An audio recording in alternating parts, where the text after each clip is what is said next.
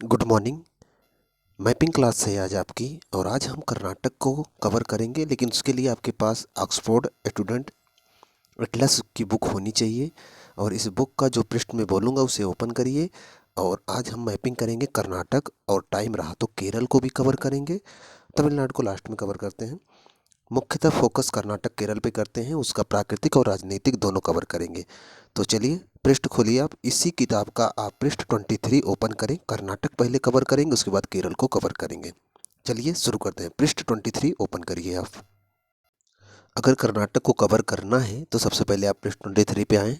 और पृष्ठ 23 से हम जहाँ से शुरू करेंगे, सिंपल सी बात आप जानते हो, अगर किसी राज्य को कवर करना है तो उसकी राजधानी से कवर करते हैं। तो सबसे पहले आप राज्य की राजधानी बंगलुरु पर चलिए, वहाँ उसको गोला करिए। बंगलुरु मिला आपको? जितना बताते चलते हैं गोला करिएगा, जो चीज़ें इंपॉर्टेंट है आप नोट करते जाइएगा। हम राजनीतिक भी प्राकृतिक भी दोनों करेंगे, और बहुत सारी चीज़ें दिमाग में बैठ जाएंगी। अगर आप शहर जान जाओगे तो आपको उससे जुड़ा हुआ फैक्ट कभी जीएस में पढ़ोगे तो याद हो जाएगा। चलिए फिर शुरू करते हैं। बंगलुरु मिला आपको, गोला करिए वहाँ पर। एक बात तो आपको दिख रहा होगा, बन्नेर घट्टा एक वन्यजीव अभ्यारण्य दिख रहा है, मिला? उसी के नीचे गोला करिएगा आप उसको। पहली बात तो बंगलुरु में देखो आप, एक हवाई जहाज़ का सिंबल है, इसका मतलब क्या है कि यहाँ पर हवाई अड्डा है। दूसरी बात, बन्नेर घट्टा वन्यजीव अभ्यारण्य है क्योंकि घास खाता हुआ जिन हिरन छपा हुआ है। एक बात जानते रहिएगा कि यहाँ पर तितली का भी अभ्यारण्य है। भारत का पहला तितली अभ्यारण्य बन्नेर घट्टा में ही बनाया गया था। इंपॉर्टेंट है, याद रखिएगा। बन्नेर घट्टा मिला ना आपको? अब इसी के इर्द गिर्द घूम के हम सभी चीज़ों को पता करेंगे। अच्छा, शुरू करने से पहले कुछ चीज़ें भूल गए हम। और जिस समय जिसका मैपिंग कर रहे हैं आप उसी राज्य में देखेंगे, अगल बगल के राज्य में नहीं देखेंगे। निगाहों को कंट्रोल में रखिएगा, कितना भी निगाहें बहके उन्हें कंट्रोल में रखिए। आपका कंट्रोल होना चाहिए। मतलब कि आप अगर बैगनी कलर में कर्नाटक को कर रहे हो तो आपकी निगाह कभी भी पीले कलर वाले तमिलनाडु में नहीं जाना चाहिए। ये आपके ऊपर है कि आप अपने दिमाग पर, अपने निगाह पर कंट्रोल रखिए। देखते हैं कितना कंट्रोल रहता है। ये तो मैं नहीं देख पाऊंगा, ये आप देखोगे कि आप अपनी निगाहों पर कितना कंट्रोल रख पाते हो। तो आप तमिलनाडु के किसी शहर को नहीं देखेंगे, केरल के किसी शहर को अभी नहीं देखेंगे, और अगल बगल तो और किसी का शहर है ही नहीं। अभी पूरा फोकस आपका कर्नाटक पे होना चाहिए। लेकिन उसके पहले पहले हम ये देखें कर्नाटक घिरा किससे किससे है। तो सबसे पहले आप देखो, ऊपर से करते हैं, मतलब कि ऊपर से देखते हैं कौन कौन सा राज्य है। तो सबसे पहले आपको गोवा मिलेगा, मतलब एक राज्य गोवा है जो कर्नाटक को टच करता है। उसके बाद उसके ऊपर मिलेगा आपको महाराष्ट्र, मतलब एक राज्य महाराष्ट्र है जो उसको टच करता है। उसके बाद आप दाहिने तरफ आएंगे तो आपको मिलेगा तेलंगाना, मिला? तो एक राज्य तेलंगाना है जो उसको टच करता है। नीचे आएंगे तो एक राज्य और मिलेगा आंध्रा, तो एक राज्य आंध्र प्रदेश है जो कर्नाटक को टच करता है। और नीचे आएंगे तो आपको मिलेगा तमिलनाडु, इसका मतलब तमिलनाडु भी कर्नाटक को टच करता है। और बाएं तरफ आएंगे तो आपको मिलेगा केरला, इसका मतलब केरल भी कर्नाटक को टच करता है। तो कितने राज्य हुए? 1 2 3 4 5 6 राज्यों ने कर्नाटक को घेर रखा है। जानकारी होनी चाहिए किससे घिरा हुआ है, ये बहुत इंपॉर्टेंट है। क्वेश्चन बहुत पूछा जाता है कि यहाँ से वहाँ जाना न्यूनतम कितने राज्यों से जाएंगे, पहले पता तो होना किस राज्य से वो घिरा हुआ है, तब तो हम आंसर लगा सकते हैं। चलिए अभी आपको पता चल गया। अब चलते हैं बंगलुरु के पास वापस और देखते हैं क्या क्या मैपिंग करनी है। तो बंगलुरु से हमने देख लिया, बन्नेर घट्टा मिल गया हमें। अब बंगलुरु से आप बाएं तरफ देखो, बाएं तरफ देखो आपको मिलेगा श्रवणबेलगोला, मिला? श्रवणबेलगोला थोड़ी दूर पे मिलेगा, एक स्थान है, मिला होगा। श्रवणबेलगोला, वहाँ एक झंडा छपा हुआ है। इसको एक बात ध्यान से रखा करिए, जहाँ झंडा छपा हो तो समझ लीजिएगा वहाँ कोई तीर्थ स्थल है, किसी भी धर्म का हो सकता है। तो श्रवणबेलगोला का आप नाम सुने होंगे, जैन तीर्थंकरों का एक स्थान हुआ करता था, अभी भी है। यहाँ पर याद होगा आपको चंद्रगुप्त के बारे में कि आकर श्रवणबेलगोला में ही वो संलेखना विधि से अपने प्राण त्याग दिए थे, याद है? तो जैन तीर्थंकरों का एक बहुत पवित्र स्थान है श्रवणबेलगोला। ये आप बहुत प्राचीन काल से ही पढ़ते आए हो। तो श्रवणबेलगोला को आप अंडरलाइन कर लीजिएगा, गोला कर लीजिएगा। हो गया। वापस बंगलुरु चलते हैं। बंगलुरु वापस चलें और दाहिने चलें। दाहिने चलेंगे तो आपको मिलेगा कोलार, सीधा देखें, बंगलुरु के जस्ट सामने देखें, कोलार मिलेगा, मिला? तो कोलार जो है जानते हो आप, कोलार जो है सोने के लिए मशहूर है। कोलार तो जानते हो ना, कोलार में कोलार की खाने हैं, खदानें हैं, जो सोना निकाला जाता है। कर्नाटक में भारत का सबसे ज़्यादा सोना निकलता है कोलार के खान से। लगभग 90 के आसपास का सोना कोलार से ही निकलता है। तो ये क्षेत्र है कोलार, मिला आपको। तो कोलार में आप नीचे की तरफ देखो, लिखा है कोलार सोने की खदानें, मतलब कि इस क्षेत्र में बड़ी मात्रा में सोना निकाला जाता है। मिला ना आपको? चलिए ठीक है, मिल गया होगा। गोला कर लीजिएगा, यहाँ पर सोना निकलता है, ध्यान रखिएगा। सो मत जाइएगा, ध्यान से देखिए। सोना निकलता है, सो जाओ आप। वापस चलो आप बंगलुरु, राजधानी में वापस चलो। देख लिया सोना, वही बहुत है। अब आप वापस आओ, श्रवण बेलगोला वापस आओ। श्रवण बेलगोला के नीचे आप देखो, नीचे देखो, आपको मिलेगा मैसूर। मिला? श्रवण बेलगोला के नीचे मैसूर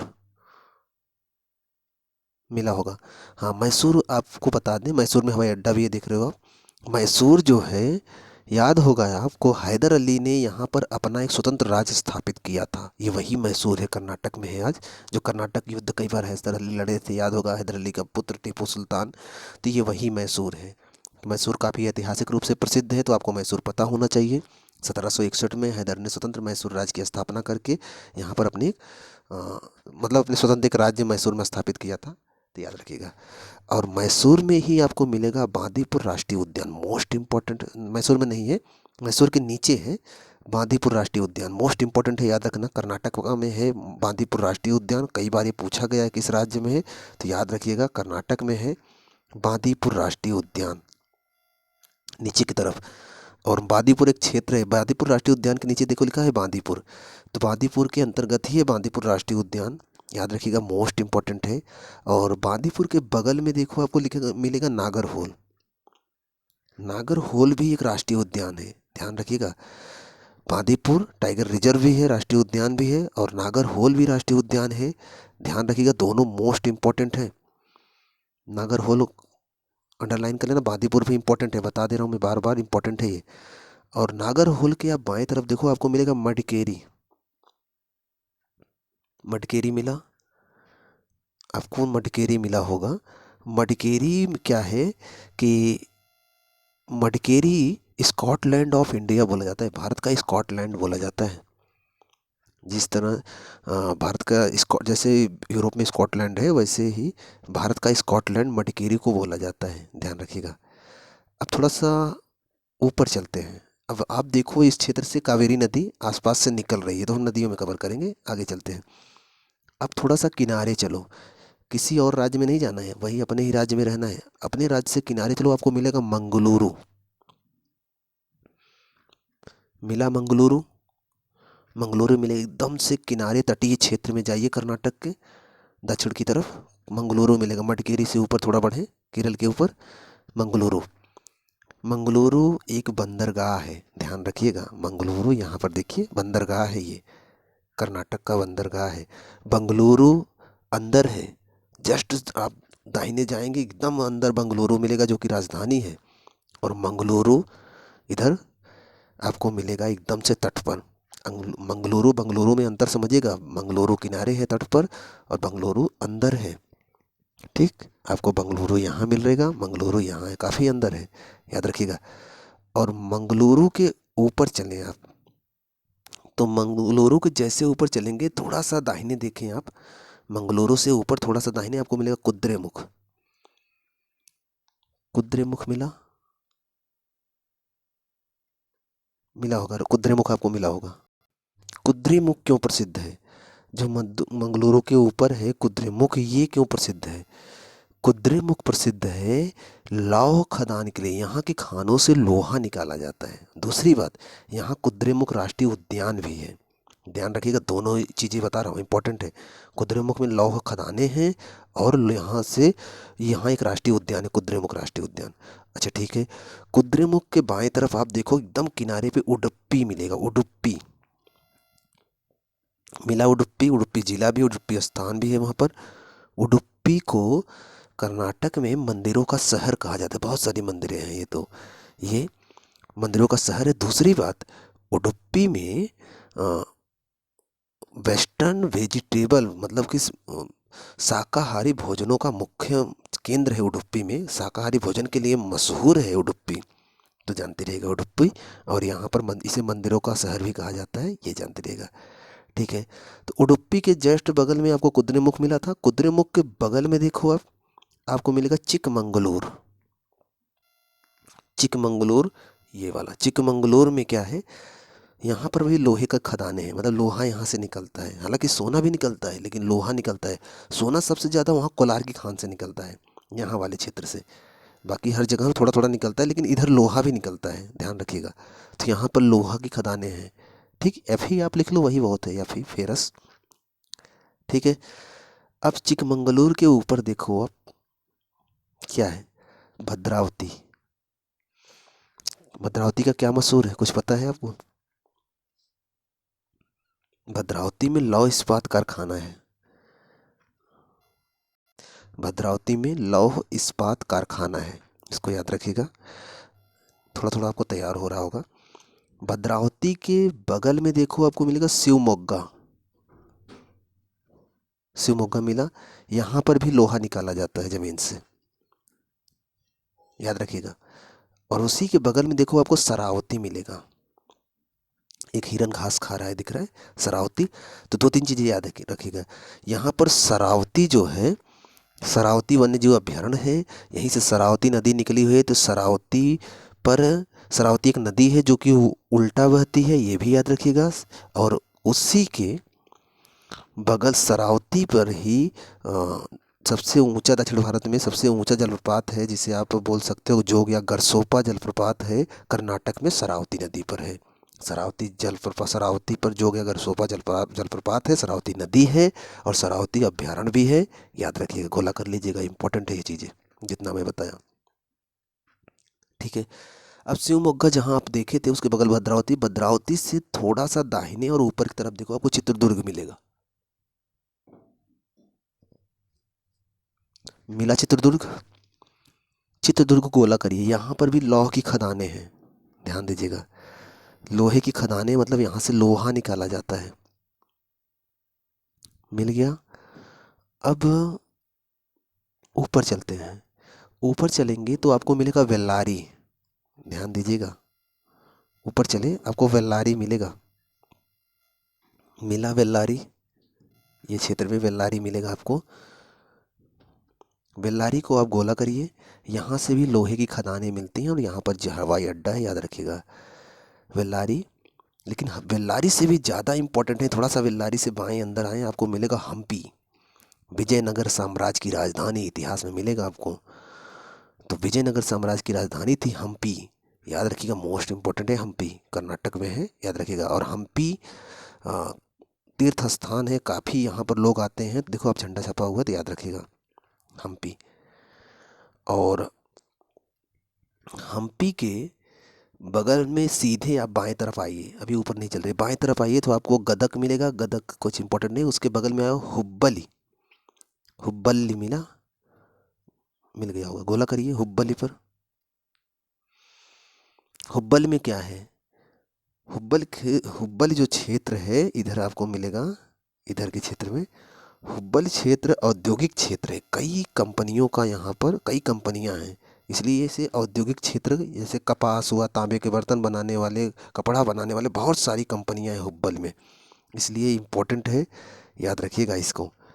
तो मिल गया आपको हुब्बल, मतलब आपने उसको गोला कर लिया। हुब्बल के बगल में आप जस्ट देखें तो आपको मिलेगा एक हिरन घास खाता है, वो डांडेली वन्यजीव अभ्यारण्य, गोला कर लीजिएगा उसे। ठीक है, हुब्बल पे वापस आइए। हुब्बल पे जब आप वापस आओगे तो हुब्बल के ऊपर आपको धारवाड़ मिलेगा। धारवाड़ एक स्थान है, धारवाड़ की चट्टानों के नाम से मशहूर चट्टान बनाई गई है, जहाँ से सोना निकाला जाता है। तो ये चट्टानें कर्नाटक में मिलती हैं बड़ी मात्रा में, तो धारवाड़ की चट्टानों से सोना निकलता है, आप जानते हो। तो ये धारवाड़ के नाम पे पड़ा हुआ है, तो याद रखिएगा, धारवाड़ चट्टान का नाम है। और कर्नाटक में मुख्यतः चट्टान पाई जाती है, इसलिए मशहूर हुआ है। ठीक, धारवाड़ से आप थोड़ा सा बाएं और ऊपर की तरफ देखो। धारवाड़ से एकदम बाएं मत देखिएगा, धारवाड़ से बाएं और ऊपर की तरफ देखिएगा, जहाँ बेलगावी लिखा है। मिला बेलगावी, बेलगावी मिल गया होगा आपको, ये रहा बेलगावी। तो बेलगावी के बारे में थोड़ा सा जान लीजिए कि ये यहाँ पर एक जेल है जो बहुत प्रसिद्ध है, बहुत सारे क्रांतिकारियों को यहाँ बंद करके रखा गया था। वीडी सावरकर का नाम सुने होंगे, वीडी सावरकर को भी यहीं बंद करके रखा गया था। बेलगांव को बेलगांव भी कहते हैं, याद होगा। कांग्रेस का एक अधिवेशन 1924 में हुआ था बेलगांव में, महात्मा गांधी अध्यक्षता किए थे, याद है, यही था वो, याद रखिएगा। चलिए वापस नीचे आएंगे, लोंडा मिलेगा, वहाँ कुछ नहीं है। धारवाड़ हो गया, हुब्बली हो गया, गदक में कुछ नहीं है, और हम्पी में भी कुछ, हम्पी हमने दिखा दिया, बेल्लारी दिखा दिया। ऊपर चलते हैं, आपको रायचूर दिखेगा, बेल्लारी के ऊपर देखें आप, रायचूर मिलेगा। गोला करिए उसको, रायचूर को। रायचूर में गोल्ड की खानें हैं, गोल्ड मतलब सोना, यहाँ से भी सोना निकलता है। देखिए बहुत सारे शहर हैं, अब सभी शहर तो नहीं कंप्लीट करवाएंगे ना, जो शहर इंपॉर्टेंट है, जो पेपर के हिसाब से ज़्यादा इंपॉर्टेंट है, हम उनको आपको कवर करवा ले रहे हैं, ताकि आप उनको जानते रहें उसके बारे में। कभी उनसे कुछ क्वेश्चन बने तो आप हल कर लो। चलें आगे। ठीक है, इधर अलमट्टी है, अलमट्टी बहुत इम्पोर्टेंट नहीं है, विजयपुरा भी बहुत इम्पोर्टेंट नहीं है, बागलकोट भी बहुत इम्पोर्टेंट नहीं है। हाँ, विजयपुरा के ऊपर आप देखो कलबुर्गी है, कलबुर्गी ढूंढिए आप पहले। मिला, कलबुर्गी गुलबर्गा में पड़ता है, गुलबर्गा डिस्ट्रिक्ट है वहाँ पर, तो वहीं पर है कलबुर्गी, एक स्थान है, मिला होगा आपको। यहाँ पर क्या है, जो कलबुर्गी है यहाँ पर बौद्ध विहार है। नीचे आपको मिला था जैन, श्रवण बेलगोला, याद है ना। सोचो कितना लोग बिहार से पैदल आते थे श्रवण बेलगोला कर्नाटक तक, जैन साधु कितना पैदल चलते थे। आज तो एक दिन ट्रेन का यात्रा कर लो तो आदमी थक जाता है, कितना कमज़ोर हो गया इंसान। पहले इतना हजारों हजारों किलोमीटर पैदल निकल जाते थे। राम को ही ले लो, अयोध्या से पैदल चले तमिलनाडु तक आए, तमिलनाडु से श्रीलंका तक गए, वो भी एक पुल पर। सोचो, ये शरीर है, जितनी मेहनत करोगे उतना मजबूत होगा, जितना आलसी हो जाओगे कमज़ोर हो जाएगा। ऐसा ही दिमाग है, जितना इसको मेहनत करोगे, जितना इससे मेहनत कराओगे ना, उतना तेज हो जाता है। और अगर इससे मेहनत करवाना छोड़ दो ना, तो ये आपको आराम से बोलेगा सुस्त बने रहो बेटा, बैठे रहो, क्या करना है, खाना खाओ सो जाओ। आप जितना आराम दोगे उतना आराम ढूंढेगा। और ध्यान दीजिएगा, एक ही जीवन मिला है, चाहे खा के सो जाओ, चाहे पढ़ के कुछ हो जाओ, चाहे मेहनत करके कुछ हो जाओ, चाहे खा के सो जाओ। जीना आपको ही है। खा के सो जाओगे, घर वाले भी गाली देंगे, और एक दिन मर जाओगे, कोई नहीं पूछेगा। और अगर मेहनत करके कुछ हो जाओगे, घर वाले इज्जत करेंगे, समाज में इज्जत होगा, प्लस देश का नाम भी रोशन करोगे। तो करना आपको है, क्या करना है सोच लीजिए, मेहनत कर लीजिए, मेहनत करने में क्या जा रहा है। और हमेशा आदमी वही चेहरा खोजता है जिस चेहरे की समाज में इज्जत हो, और हमेशा उसी चेहरे की इज्जत होती है जिसके अंदर कोई क्वालिटी हो। चेहरा खूबसूरत हो ये मायने नहीं रखता, दिमाग खूबसूरत होना चाहिए, ध्यान रखिएगा। चेहरा कैसा भी हो चलेगा, दिमाग अगर बहुत स्मार्ट है, समाज में इज्जत मिलेगी। चेहरा मायने हमेशा नहीं रखता। कृष्ण गिल को देख लो, कृष्ण गिल को, उसके क्वालिटी से लोग उसको पहचानते हैं, चेहरे से नहीं। चेहरा कभी भी मायने नहीं रखता। अगर आपके पास अच्छा दिमाग हो, आपके अंदर कोई अच्छी क्वालिटी हो, तो अपनी क्वालिटी को विकसित करो, अपने को विकसित करो, लोग चेहरे पे वैसे ही मरने लेंगे। चलो,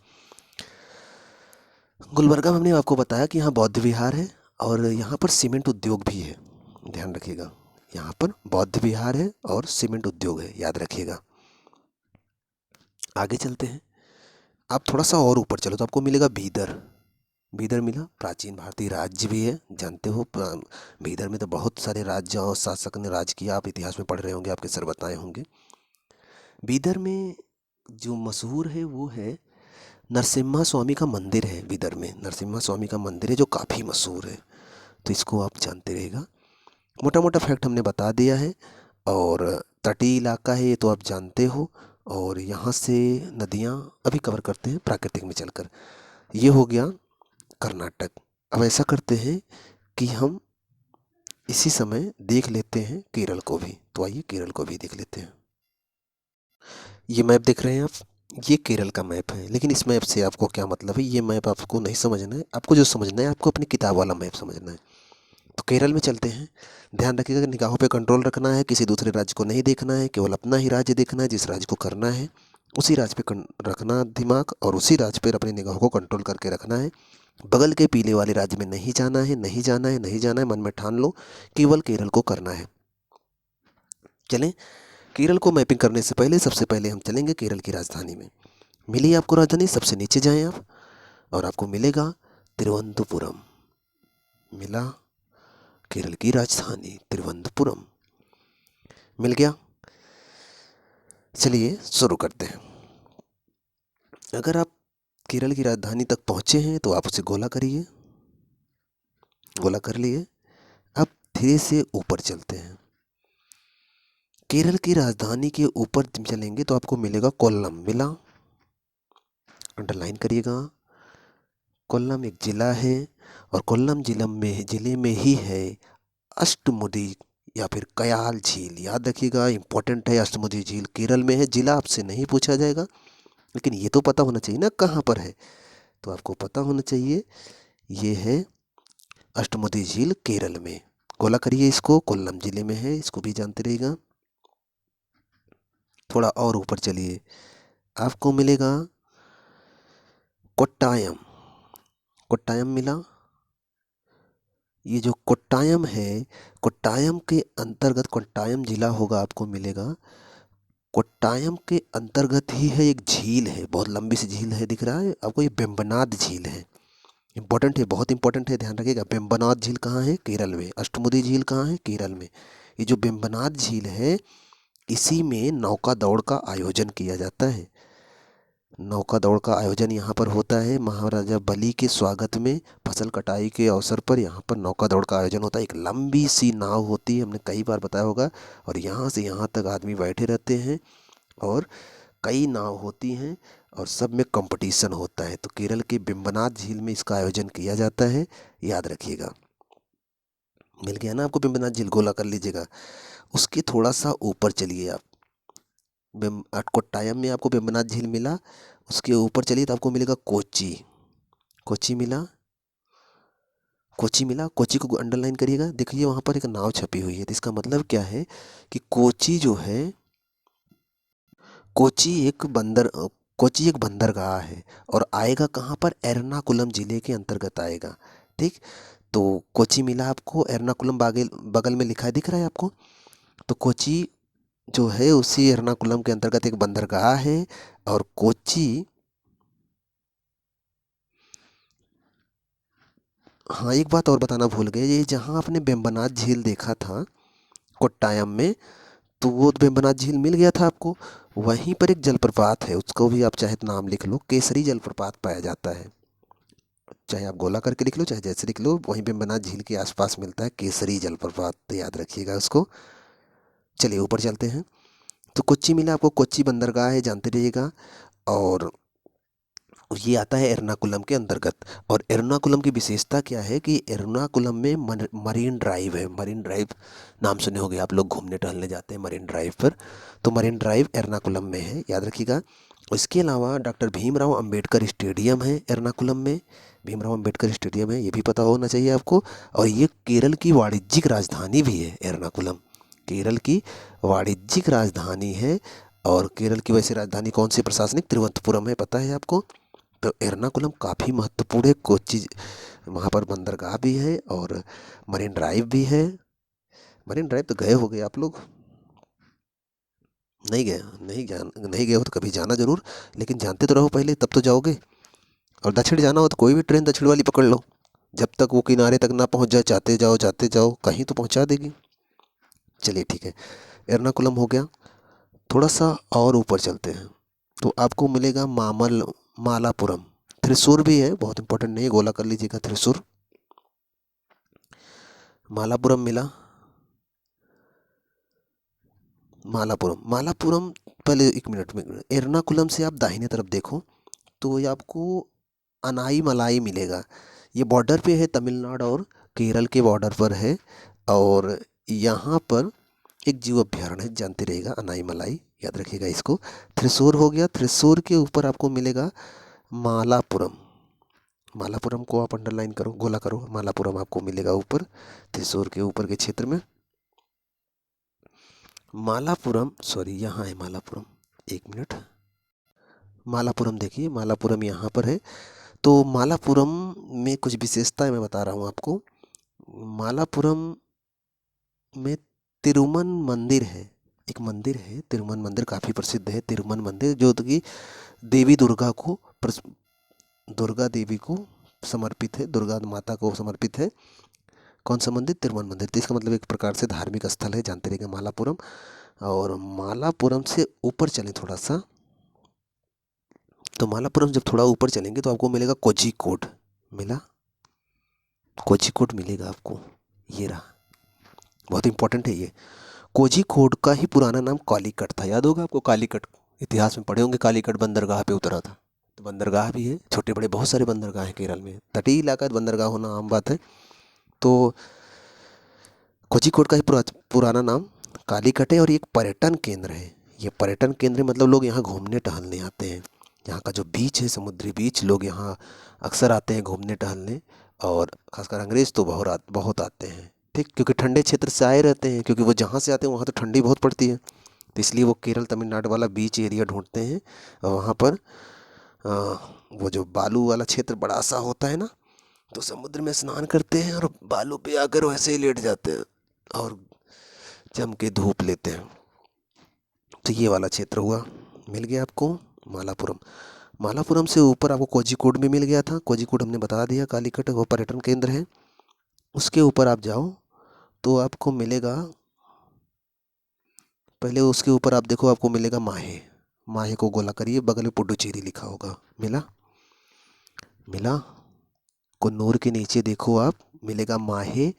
माहे के बगल में लिखा होगा पांडिचेरी। इसका मतलब क्या है कि पांडिचेरी का एक जिला है। पांडिचेरी 3 राज्यों में है ना, बताए थे, एक जिला उसका केरल में है, 2 जिला उसका तमिलनाडु में है, एक जिला उसका आंध्र प्रदेश में है। तो माहे यहाँ है, बाकी 2 जिला जो तमिलनाडु में है उसको तो वहाँ देखेंगे, और एक जिला जो आंध्र प्रदेश में है उसको आंध्र प्रदेश में देखेंगे। अभी माहे को आप जानते रहेगा, ये जो माहे है ये पांडिचेरी के कब्जे में है, ठीक। अब इसके ऊपर जाइए, आपको कन्नौर मिलेगा, कन्नौर। कन्नौर को आप अंडरलाइन करें। कन्नौर जो है ये सेंट एंजेलो फोर्ट है, यहाँ पर एक Saint Angelo fort, Saint Angelo का किला है, काफ़ी मशहूर है, तो जानते रहेगा ये यहीं पर है। कहाँ पर है? कन्नौर पर, याद रखिएगा। अच्छा ठीक है, आप पांडिचेरी जहाँ माहे देखे थे, माहे जहाँ पांडिचेरी लिखा है उसके अंदर की तरफ देखो, आपको कालपेट्टा मिलेगा। कालपेट्टा मिला, कालपेट्टा क्षेत्र, वहीं पर एक जीव अभ्यारण्य है, याद रखिएगा, इंपॉर्टेंट है। और कालपेट्टा के ऊपर तो हमने आपको नागरहोइल वादीपुर दिखाया ही था, वो कर्नाटक में है, याद रखिएगा।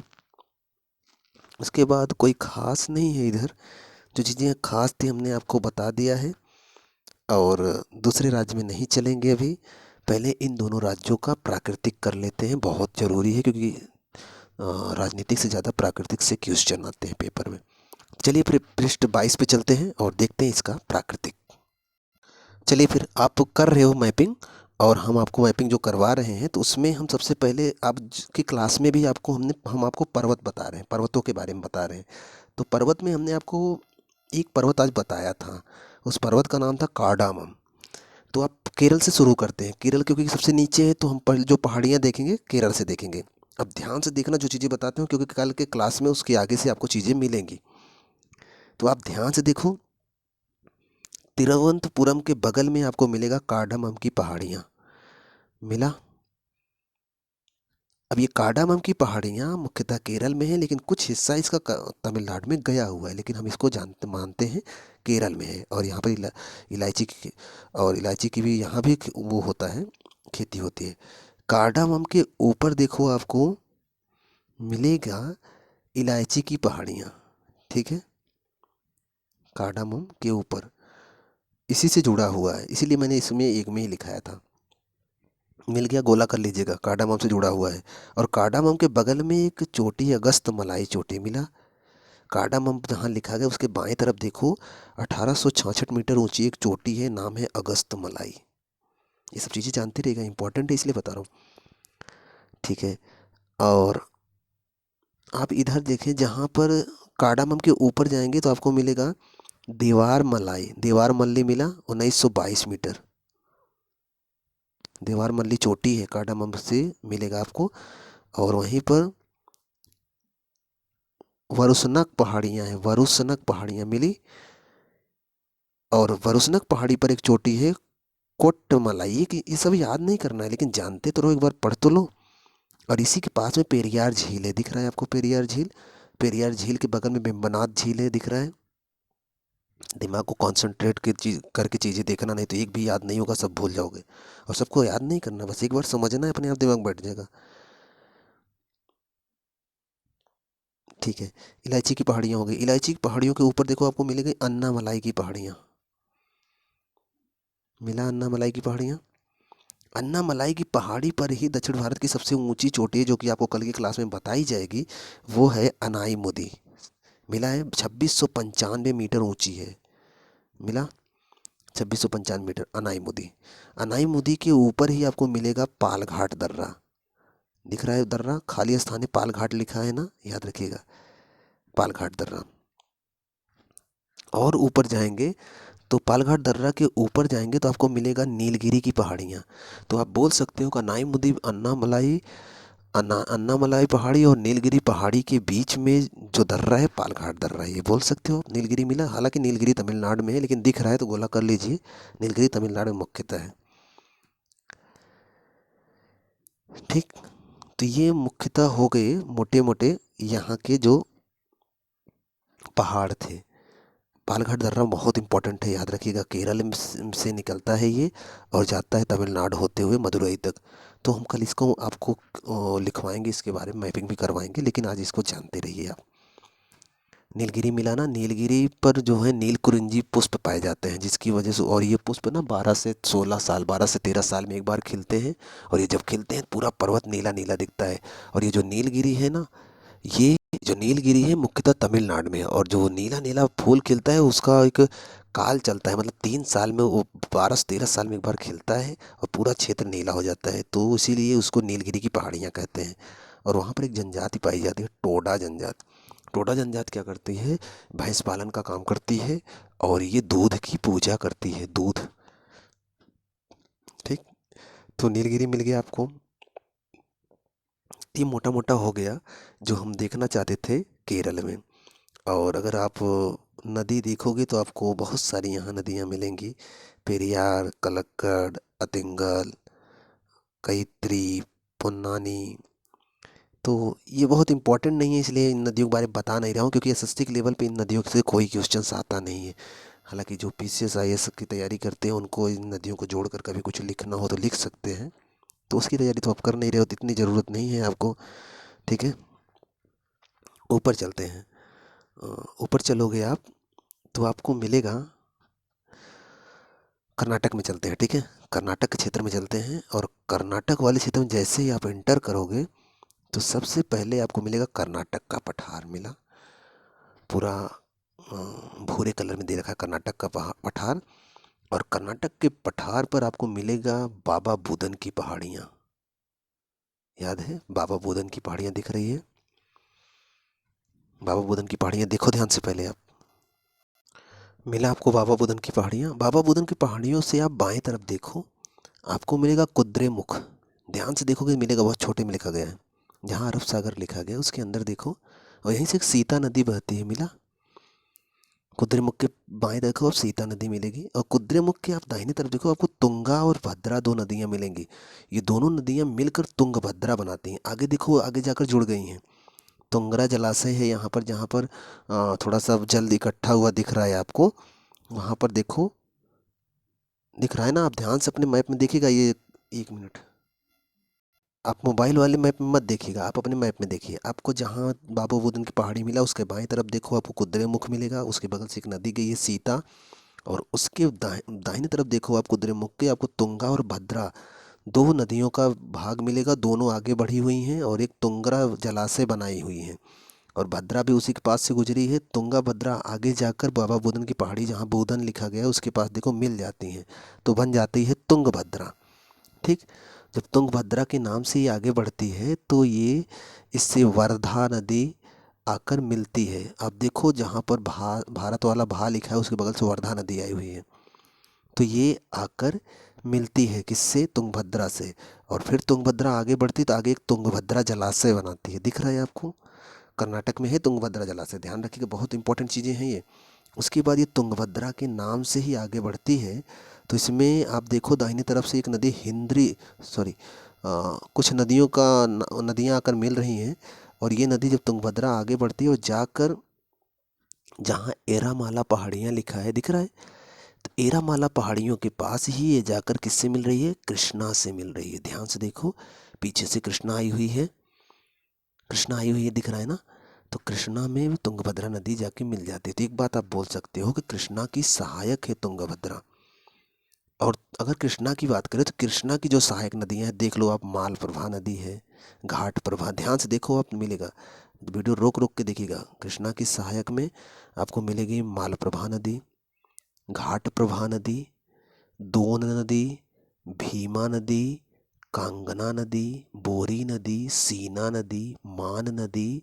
ध्यान से देखो सभी नदियाँ, और ये सभी नदियाँ मिलकर एक बड़ी नदी बनाती हैं, और ये सब नदियाँ आकर मिलती हैं कृष्णा में, और कृष्णा को एक बड़ी नदी बनाती हैं। फिर ये कृष्णा आगे बढ़ती है तो कृष्णा में आकर मिलती है तुंगभद्रा नदी, उसके बाद एक बड़ी नदी बना के इरामाला पहाड़ियों के बाद से, नल्लामल्ला पहाड़ियों के बगल से होती हुई ये नदी जाकर गिरती है बंगाल की खाड़ी में,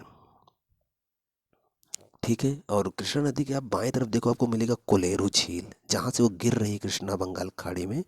वहाँ पर देखो, जहाँ पर नदियाँ गिरती हैं धीरे धीरे मिट्टी इकट्ठा करके गिराती रहती हैं, इसीलिए देखो उस क्षेत्र में मिट्टी वाला क्षेत्र थोड़ा पानी के अंदर तक चला गया है। और आपको हमने बताया था जो भाग ज़्यादा नीला होता है वहाँ गहराई ज़्यादा होती है। तो अब देखो जहाँ मुहाना बना है वो भाग सफ़ेद है, नदी जहाँ गिर रही कृष्णा वहाँ भाग सफ़ेद है, उसके बाद थोड़ा सा हल्का नीला है, उसके बाद गाढ़ा नीला है। इसका मतलब कि कृष्णा नदी जहाँ गिर रही है वहाँ गहराई बहुत कम है, और वहाँ पर फॉल्स डीवी पॉइंट है, याद रखिएगा। मिल गया ना आपको। और बहुत सारी नदियाँ आप देखोगे तो आपको उधर कृष्णा नदी पर ही, आप थोड़ा सा पीछे आओ, कृष्णा नदी पर थोड़ा सा पीछे जहाँ पर नल्ले माला पहाड़ियाँ लिखा है, उस पहाड़ी के बगल से आप देखो आपको मिलेगा नागा अर्जुन सागर। तो ये क्वेश्चन एक बार पूछा गया, एक बार कई बार पूछा गया, नागा अर्जुन सागर बांध किस नदी पर है, तो कृष्णा नदी पर है। ये इंपॉर्टेंट है, याद रखिएगा, बहुत इंपॉर्टेंट है। एक डिंडी नदी भी आकर मिलती है इसमें, पडिवग्गू नदी भी आकर मिलती है, बहुत सारी नदियाँ आकर मिलती हैं, लेकिन जो बड़े स्तर पर थोड़ी नदियाँ हैं उनको ही लोग पूछते हैं, वही क्वेश्चन आता है। तो जो बड़ी नदियाँ मैं बता दे रहा हूँ, तुंगभद्रा हुआ, उसको जानते रहिएगा, मालप्रभा, घाट प्रभा भी होगा, सीना नदी, भीमा नदी, बोनी धोरा नदी, कंगना नदी, ये इंपॉर्टेंट नदियाँ हैं। भीमा, सीना, मालप्रभा, घाट प्रभा, तुंगभद्रा, ये 4-5 नदियाँ बहुत इंपॉर्टेंट हैं और बहुत बार पूछी गई हैं, इनको याद रखना। ये कृष्णा नदी की सहायक नदी है। एक नदी और आकर मिलती है, उसका नाम है गोदावरी नदी। तो गोदावरी नदी को इसमें नहीं करेंगे, उसको हमने महाराष्ट्र में आपको करवाया था, याद होगा। और उसको गोदावरी कृष्णा दोनों आंध्र प्रदेश में ही आंध्र प्रदेश से होकर जाती हैं और गिरती हैं बंगाल की खाड़ी में। तो जब आंध्र प्रदेश हम करेंगे तो फिर से इन दोनों नदियों के बारे में देखेंगे। इसमें भी थोड़ा सा देख लेते हैं। जहाँ कृष्णा गिर रही है उसके आप बाएं देखो तो आपको मिलेगा कोलेरू झील, और उसके बाएं देखो तो एक और डेल्टा जैसा क्षेत्र पानी में निकला हुआ है, जैसे कृष्णा का क्षेत्र निकला हुआ है डेल्टा वाला, वैसे एक क्षेत्र और निकला हुआ है। तो वो जो क्षेत्र निकला है वही है गोदावरी नदी का डेल्टा। तो अगर कभी क्वेश्चन आए कि कौन सा झील जो है जो दो नदियों के डेल्टा में पड़ेगा, कृष्णा गोदावरी के डेल्टा में पड़ेगा, तो कोलेरू झील। कभी क्वेश्चन है कोलेरू झील किन दो नदियों के डेल्टा में है, तो कृष्णा गोदावरी के डेल्टा में। कोलेरू झील किस राज्य में है, तो आंध्र प्रदेश में। कुछ भी पूछे आप, थोड़ा सा भी अगर पढ़े हो, मैप किए हो ना, तो बहुत सारा क्वेश्चन कर सकते हो। हाँ एक बात और, एक चीज़ और देख लो आप, ये जहाँ तेलंगाना लिखा हुआ है, एरामाला पहाड़ियाँ जहाँ थी उसके बगल में आप देखो, एरामाला पहाड़ी जहाँ लिखा है उसके बगल से देखो एक नदी आई है, पेन्नर लिखा है, पेन्नेर, ध्यान से देखो, पेन्नेर नदी मिली। ये पेन्नेर नदी कई छोटी नदियों का से मिलकर बनी है, थोड़ा बड़ी बन गई है। उसके बाद इसका नाम पेन्नार, वैसे आप जो पढ़ते हो पेन्नार नदी, तो वास्तव में इसको यहाँ पेन्नेर लिखा है। तो ये पेन्नेर नदी आगे आते देखो कहाँ है, कर्नाटक में है। उसके बाद आएगी ये, और यहाँ पर कोरोमंडल तर मतलब कि तमिलनाडु के पास से ये गिरेगी कहाँ पर, बंगाल की खाड़ी में। तो पेन्नार नदी आप देख लो ऐसे आई हुई है, पालकोंडा पर्वत श्रेणी। तो ये जो पालकोंडा, वेलीकोंडा पर्वत श्रेणी, नगारी पहाड़ियाँ, एरामाला पहाड़ियाँ, नल्ला मल्ला हिल्स, इनके बारे में कल आपको क्लास में बताया जाएगा। बस थोड़ा सा आप इनको धैर्य रखें और जितना मैपिंग कराया जा रहा है ध्यान से इसको मैपिंग कर डालिएगा, तो बहुत सारी चीज़ें आपका क्लियर हो जाएगा। आप कर्नाटक की राजधानी बेंगलुरु में आइए, प्राकृतिक में तो इस मतलब पृष्ठ 22 वाले पर आए। आपको बेंगलुरु के बगल में बेंगलुरु जहाँ लिखा है उसके नीचे देखो लिखा है मेलागिरी पर्वत श्रेणी, गोला कर लीजिए। मेलागिरी पर्वत श्रेणी कहाँ है? कर्नाटक में, याद रखिएगा। और ये तमिलनाडु तक फैला हुआ है। और बेंगलुरु के दाएं तरफ आप देखो तो आपको सोने की खदानें का एक क्षेत्र मिलेगा, इसका मतलब सोने की खदानें यहीं हैं, ठीक है। बेंगलुरु से आप बाएं तरफ देखो तो आपको मिलेगा चर्म राजा सागर, एक छोटा सा वहाँ बिंद जैसा नीला किया हुआ दिख रहा है, इसका मतलब वहाँ पर कोई बांध बनाया गया, चर्म राजा सागर। और उसके बाद उसके ऊपर किब्बन किब्बनोहल्ली जलाशय है, उसके बाद नीचे सिमसा जलाशय है, उसके नीचे कृष्ण राजा सागर जलाशय है। मैसूर जहाँ लिखा है उसके ऊपर देखो कृष्ण राजा सागर जलाशय किस नदी पर है? बगल से देखो कावेरी नदी आई हुई है, दिख रहा है ना, तो कावेरी नदी पर है। ये सब चीज़ें इंपॉर्टेंट है, बता रहा हूँ, ध्यान रखिएगा इस पर। तो ये सब चीज़ें हो गई, और इधर की भी इम्पोर्टेंट चीज़ें हमने आपको बता दिया है, जलाशय आप याद रखिएगा। और उधर आप ऊपर देखेंगे तो सुलकेरे जलाशय है, दिख रहा है। बाबा बुदन की पहाड़ी जहाँ लिखा है उसके बगल में देखो सुलकेरे जलाशय है। और बाबा बुदन पहाड़ी के बाएं तरफ देखो तो आपको मिलेगा भद्रा जलाशय, जो कि तुंगाभद्रा से बना था, अभी हमने आपको बता दिया, ठीक है। और इधर कुछ इम्पोर्टेंट नहीं है, कृष्णा नदी हो गया, कृष्णा की सहायक हमने आपको बता दिया। हाँ, एक आपको महाबलेश्वर सबसे ऊपर, हालांकि वो महाराष्ट्र के पार्ट में बताए थे हम, फिर भी देख लो आप, आपको मिलेगा महाबलेश्वर चोटी 1438 मीटर मिला। और उसके नीचे शिवाजी सागर जलाशय है, उसके नीचे कुंभनी घाट है। कुछ चीज़ें हैं, आप इसको जानते रहेंगे ना, गड़बड़ नहीं होगा, तो याद हो जाएगा आपको। और उसके ऊपर आप देखो महाबलेश्वर के ऊपर आपको भटगर झील मिलेगी, ठीक है। उसके बाद बालाघाट पर्वत श्रेणी है।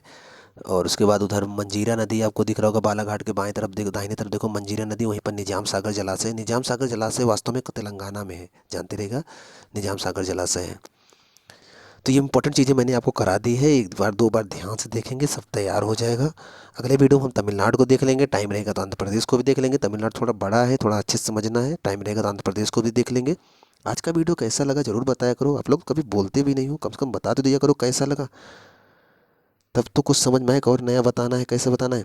हाँ, एक चीज़ छूट रही, देख लो यहीं पर उसको भी, ये पृष्ठ 22 पे जो एकदम नीचे छोटे से कोष्टक में लक्षद्वीप के बारे में दे रखा है, देखो इसको, आज मैपिंग कराया गया था ना, ध्यान से देखो उसको, जो लक्षद्वीप एकदम नीचे देखो आप, तो 8 डिग्री चैनल दिख रहा है आपको, 8 डिग्री चैनल ऊपर, 8 डिग्री चैनल के ऊपर लिखा है मिनिकॉय, और नीचे 8 डिग्री चैनल लिखा है, उसके नीचे क्या मिल जाएगा आपको? मिल जाएगा उसके नीचे मालदीव, तो हमने आपको लिखवाया था, मैं आज आपको अपना नोट्स खोलिए, मिलेगा उसमें। और मिनिकॉय के ऊपर देखो 9 डिग्री चैनल है, और उसके ऊपर क्या है? उसके ऊपर आपको लक्षद्वीप मिलेगा, हालांकि इसमें लिखा नहीं है। तो ये 9 डिग्री चैनल इन दोनों के बीच में है। और कावारत्ती उस दिख रहा है आपको, राजधानी है लक्षद्वीप की, जो कावारत्ती दिख रहा है वो राजधानी है लक्षद्वीप की, तो जानते रहेगा। और यहाँ पर कुछ द्वीप हैं, जानते रहेगा, जैसे कि वहाँ पर लिखा है चेवरनियानी रीफ, बैरमगोर रीफ, लक्का द्वीप, लक्षद्वीप को लक्का द्वीप कहते हैं, अमीनी द्वीप, किल्टन द्वीप, चिट्टलट द्वीप, कदमट्ट द्वीप, अंडरोट द्वीप, चेरियम द्वीप, कलपेनी द्वीप, सुहेली द्वीप, कन्नानोर द्वीप। कभी ऐसे अजीब नाम करके पूछे और पूछे कहाँ पर है ये, तो आपके दिमाग में दो ही नाम होना चाहिए, या तो अंडमान निकोबार और या तो लक्षद्वीप, ठीक। तो ये लक्षद्वीप में है, सब जानते रहेगा। हाँ, अंडमान निकोबार वाला पार्ट आप देखो दाहिने तरफ है। तो ऐसा करते हैं, कल जब तमिलनाडु कवर करेंगे तो या तो अंडमान करवा लेंगे या तो आंध्र प्रदेश करवा लेंगे। आज वीडियो काफ़ी लंबा हो गया, ध्यान से मन कंसंट्रेट करके मैपिंग किया करें, और जो चीज़ें बताई गई हैं याद रखिएगा। यहाँ दक्षिण भारत थोड़ा अजीब है, इसलिए चीज़ें याद नहीं होती, इसलिए कंसंट्रेट होकर चीज़ों को याद करिए। मिलते हैं आपसे नेक्स्ट वीडियो में, तब तक आप पढ़ते रहें, खुश रहें।